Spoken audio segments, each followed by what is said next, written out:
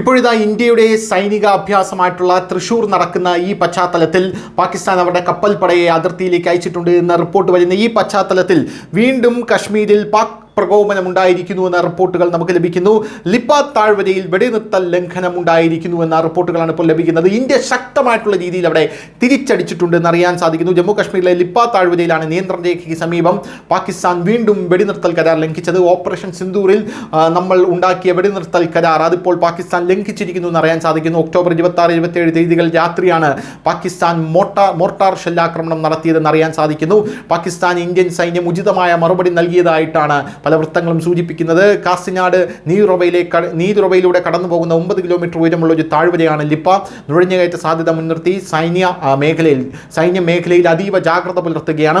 Operation സിന്ദൂറിന് പിന്നാലെ വെടിനിർത്തൽ ധാരണ നിലവിൽ വന്നതിന് ശേഷം ഇതാദ്യമായിട്ടാണ് അതിർത്തി അശാന്തമാകുന്നത്. ഓഗസ്റ്റിൽ പുഞ്ച് മേഖലയിൽ പാകിസ്ഥാൻ വെടിനിർത്തൽ കരാർ ലംഘിച്ചതായി റിപ്പോർട്ടുകൾ ഉണ്ടായിരുന്നു. എന്നാൽ സൈന്യം ഈ റിപ്പോർട്ടുകൾ നിഷേധിച്ചിരുന്നു. എന്നാൽ ഇപ്പോൾ ലിപ്പ മേഖലയിൽ ഉണ്ടായിരിക്കുന്ന ഈ വെടിനിർത്തലിൽ സൈന്യം ശക്തമായ രീതിയിൽ തിരിച്ചടിച്ചിരിക്കുന്നു എന്ന് തന്നെയാണ് നമുക്കറിയാനായി സാധിക്കുന്നത്. News desk news India Malayalam.